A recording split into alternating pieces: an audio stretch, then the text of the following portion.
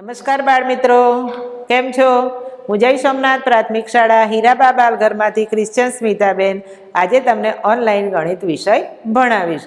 ગણિત વિષયમાં આપણે આગળના વિડીયોમાં યુનિટ 85 થી 89 જોઈ ગયા. કેટલા યુનિટ જોઈ ગયા? 85 થી 89 યુનિટ જોઈ ગયા. બરાબર. 85 થી 89 યુનિટમાં આપણે 31 થી 40 અંકોનું જોયું છે. બરાબર. 31 થી 40 અંકોનો મહાવરો કર્યો છે અને પછી 31 થી 40 અંકોને ડબલ અક્ષરમાં લખીને એમાં આપણે રંગ પૂર્યા છે. બરાબર. હવે આજે યુનિટ આપણે જોવાના છે 90 અને 91. નવડે મીંડે 90 અને નવ્વડ એકડ 91. બે યુનિટ જોવાના. કેટલા યુનિટ જોવાના છે? બે. તો બે યુનિટમાં આપણે સૌ પ્રથમ પહેલા તારીખ લખવાની. શું લખવાનું? તારીખ. તારીખ લખવાનું આપણે ભૂલવાનું નહીં. તો ઉપર આપણે તારીખ લખવાનું, કયો મહિનો છે એ લખવાનું, કઈ સાલ છે એ લખવાનું છે, પછી CW લખવાનું છે. CW લખ્યા પછી તમે કયા વર્ગમાં ભણો છો એ લખવાનું છે. પછી જો ટીચરે અહીંયા ફૂદડી કરી છે, ફૂદડી કરીને શું કરવાનું? મથાળું લખવાનું છે.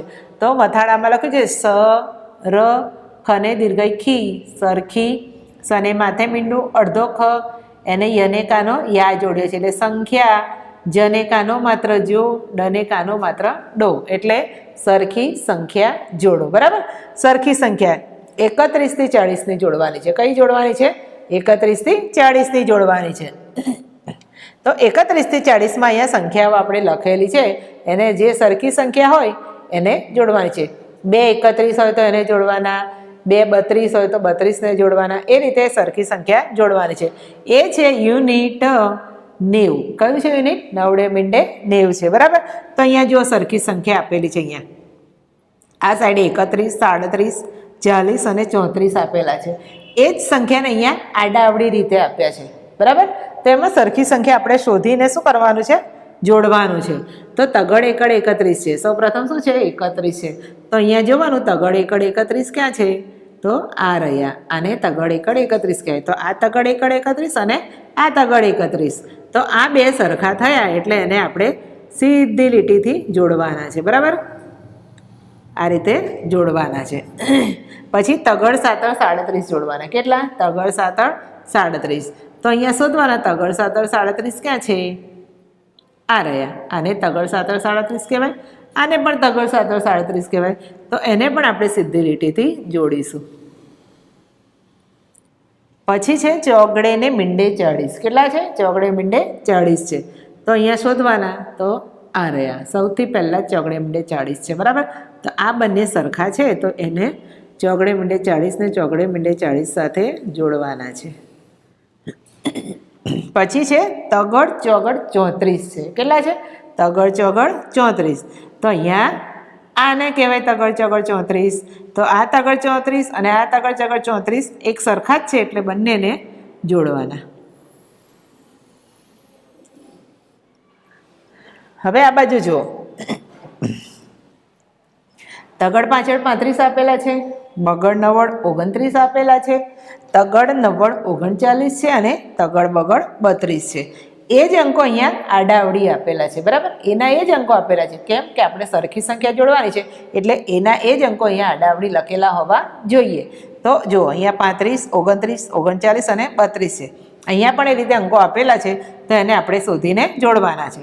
તો તગડ પાછળ 35 ને અહીંયા તગડ પાછળ 35 આપણે શોધવાનો અને ક્યાં છે એમાં જોડવાનું છે. તો આપણે તગડ પાછળ 35 શોધીએ તો આ રહ્યો. આ તગડ પાછળ 35, આ તગડ પાછળ 35. બંને સરખા છે એટલે એને આપણે સીધી લીટીથી જોડીશું.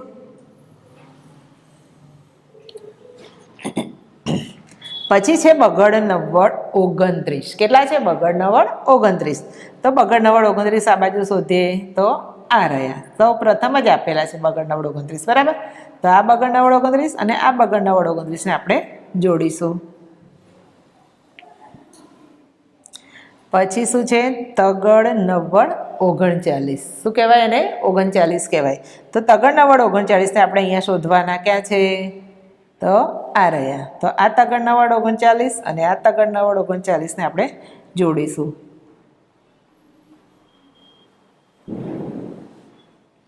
હવે રહ્યા તગડ બગડ 32. તો આ તગડ બગડ 32 ને આ તગડ બગડ 32 સાથે જોડવાના છે.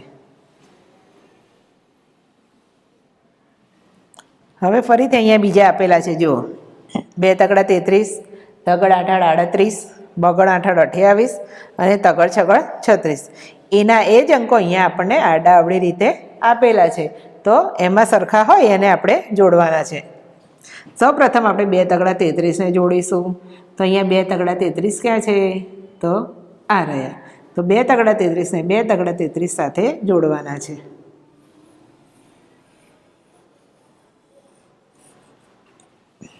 પછી છે તગડ આઠડ 38. શું છે? તગડ આઠડ 38 છે. તો અહીંયા શોધવાના તગડ આઠડ 38 ક્યાં છે? આ બગડ આઠડ 28 જોડે નહીં જોડી દેવાના.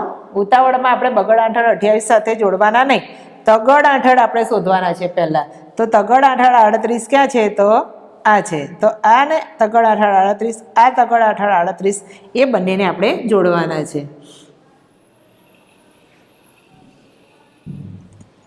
પછી જો બગડ આઠડ 28 છે, બરાબર. તો એ બગડ આઠડ 28 ને આપણે અહીંયા શોધવાના ક્યાં છે? તો આ રહ્યા. તો આ બગડ આઠડ 28 ને આ બગડ આઠડ 28 સાથે આપણે જોડીશું. હવે છે તગડ છગડ 36. તો તગડ છગડ 36 અહીંયા આપેલા છે, આ રહ્યા. તો એને આપણે અહીંયા સીધી લીટીથી જોડવાના છે.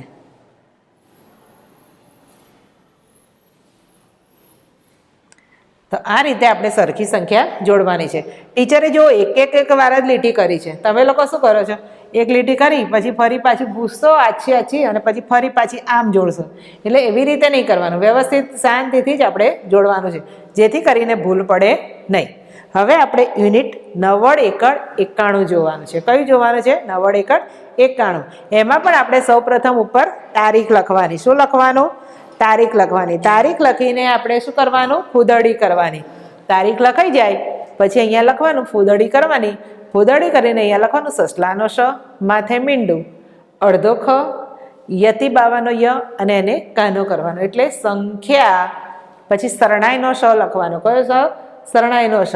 એને 2 લીટી કરવાની. એટલે શને કાનો માત્ર શો, ધને દીર્ઘઈ ધી, સોધી, પછી ગોળ કરવાનો, આવું ગોળ. એને અવતરણ ચિહ્ન નાના નાના કરવાના. પછી કબૂતરનો ક, રથનો ર, રથના ર અને કાનો અને માત્ર એટલે રો, ક રો. એટલે આખું મથાળું વાંચવાનું આ રીતે. સંખ્યા શોધી ગોળ કરો. સંખ્યા શોધી ગોળ કરો. યુનિટ કેટલું છે? યુનિટ 90 એકડ 91 છે, બરાબર. 90 એકડ 91 યુનિટ છે. તો સંખ્યા શોધીને આપણે ગોળ કરવાનું છે, બરાબર. જો અહીંયા 2 સંખ્યા આપેલી છે. કેટલી સંખ્યા આપેલી છે? 2.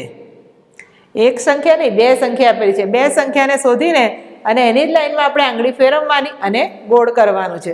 તો અહીંયા જો તગડ એકડ 31 આપેલા છે અને તગડ સાતડ 37 આપેલા છે. તો સૌ પ્રથમ આપણે તગડ એકડ 31 શોધીશું, બરાબર. તો તગડ એકડ 31 એની લાઈનમાં આંગળી ફેરવવાની અને ક્યાં છે? તો આ રહ્યા. આને તગડ એકડ 31 કહેવાય. બગડ એકડ 21 ઉપર ગોળ નહીં કરવાનું, બરાબર. આપણે શું શોધવાનું છે? તગડ એકડ 31 શોધવાનું છે. તો તગડ એકડ 31 શોધીને આપણે એની ઉપર ગોળ કરવાનું છે.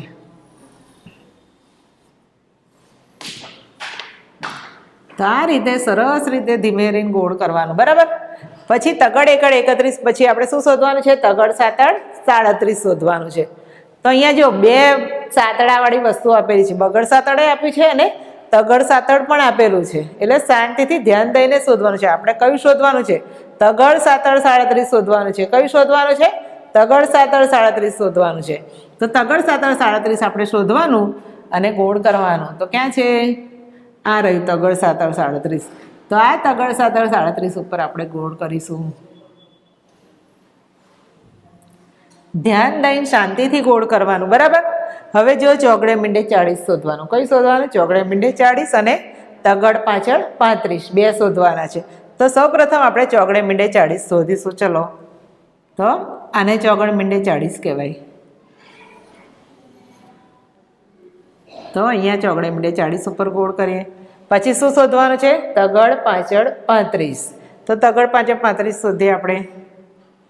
તો આ રહ્યા. આને તગડ પાછળ 35 કહેવાય.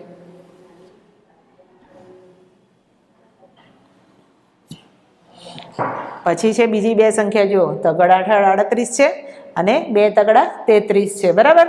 તો સૌ પ્રથમ આપણે તગડ આઠડ 38 શોધીશું. તગડ આઠડ કેટલા? તગડ આઠડ 38 શોધવાના છે. તેને શોધો. ચલો,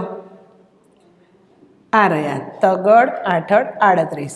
તો તગડ આઠડ 38 પર આપણે ગોળ કરવાનું છે. પછી શું શોધવાનું છે? 2 તગડા 33. કેટલા? 2 તગડા 33. તો એના પર એ લાઈનમાં આંગળી ફેરવવાની. ક્યાં છે 2 તગડા 33? તો આ રહ્યા 2 તગડા 33. તો 2 તગડા 33 ઉપર આપણે ગોળ કરીશું. પછી છે તગડ ચોગડ 34 અને તગડ છગડ 36. તો સૌ પ્રથમ આપણે તગડ ચોગડ 34 ઉપર ગોળ કરીશું. તો તગડ ચોગડ 34 ક્યાં છે? તો આ રહ્યું તગડ ચોગડ 34 છે. બરાબર. તો આ તગડ ચોગડ 34 ઉપર આપણે ગોળ કરીશું. પછી છે તગડ છગડ 36. કેટલા છે બાળકો? તગડ છગડ 36. તો તગડ છગડ 36 એની લાઈનમાં આંગળી ફેરવો. આ છે ના, આ શું કહેવાય? બગડ છગડ 26 કહેવાય. તેના પર ગોળ કરવાનું? એના પર ગોળ કરવાનું નહીં. આપણે કયું શોધવાનું છે? તગડ છગડ 36 છે. કયું છે? તગડ છગડ 36. તો આપણે તગડ છગડ 36 ક્યાં છે શોધો. તો આ રહ્યું જો તગડ છગડ 36 છે. બરાબર. બગડ છગડ 26 ઉપર ગોળ કરવાનું નહીં. આપણે તગડાની લાઈનનું કરીએ છીએ ને, એટલે તગડાની લાઈનનું જ આપણે એના ઉપર ગોળ કરવાનું છે. બરાબર. હવે જુઓ તગડ નવડ 39 છે અને તગડ બગડ 32 છે. બરાબર. તો તગડ નવડ 39 સૌ પ્રથમ શોધીશું. તો તગડ નવડ 39 ક્યાં છે? તો આ રહ્યો પહેલાં જ આપેલો છે. બરાબર. તગડ નવડ 39. તો તગડ નવડ 39 પર આપણે ગોળ કરવાનું છે. પછી શું છે? તગડ બગડ 32. કેટલા છે? તગડ બગડ 32. તો એની લાઈનમાં આંગળી ફેરવો. આ રહ્યા તગડ બગડ 32. તો અહીંયા તગડ બગડ 32 ઉપર આપણે ગોળ કરવાનું. આપણે કયું યુનિટ જોયું? યુનિટ 91 જોયું. બરાબર. સંખ્યા શોધીને ગોળ કરો. તો આ રીતે તમારે વ્યવસ્થિત બબે અંકો ઉપર ગોળ કરવાનું છે. હવે અહીંયા ત્રીજા પત્તા ઉપર આપણે જઈએ. ઉપર ફરીથી તારીખ લખવાની, CW તમારો વર્ગ લખવાનો અને ફૂદડી કરીને લખવાનું. 1 થી 10 લખો. કેટલા આપણે લખવાના છે? 1 થી 10 અંકો લખવાના છે. બરાબર. 1 થી 10 અંકોનો મહાવરો છે. તમને વારે ઘડીએ હું 1 થી 10 અંકો કરાવું છું. જુઓ, કેમ કે તમને ભૂલી જાવ નહીં અને બરાબર પાક્કા થઈ જાય એટલા માટે હું તમને 1 થી 10 અંકો લખાવું છું. તો 1 થી 10 અંકોનો આપણે અહીંયા મહાવરો કરીશું. મેં એક લાઈન લખી છે. જુઓ, 1 2 3 4 5 6 7 8 9 10. ફરીથી હું તમને લખીને બતાવું છું અને તમારે બોલતા પણ શીખવાનું છે. બરાબર. તો અહીંયા ફરીથી આપણે લખીશું. એકડે 1 બગડે 2 તગડે 3 ચોગડે 4 પાંચડે 5 છગડે 6 સાતડે 7 આઠડે 8 નવડે 9 એકડા મીંડે 10. ફરીથી આપણે લખીશું અહીંયા. એકડે 1 બગડે 2 તગડે 3 ચોગડે 4 પાંચડે 5 છગડે 6 સાતડે 7 આઠડે 8 નવડે 9 એકડે મીંડે 10. ફરીથી હું તમને એક લાઈન લખીને બતાવું છું. તમારે પણ આ રીતે બોલીને લખવાનું છે. બરાબર. ચલો ફરીથી લખીએ આપણે. એકડે 1 બગડે 2 તગડે 3 ચોગડે 4 પાંચડે 5 છગડે 6 સાતડે 7 આઠડે 8 નવડે 9 એકડે મીંડે 10. તો આ રીતે આપણે 1 થી 10 અંકોનો મહાવરો બોલીને કર્યો છે, બરાબર.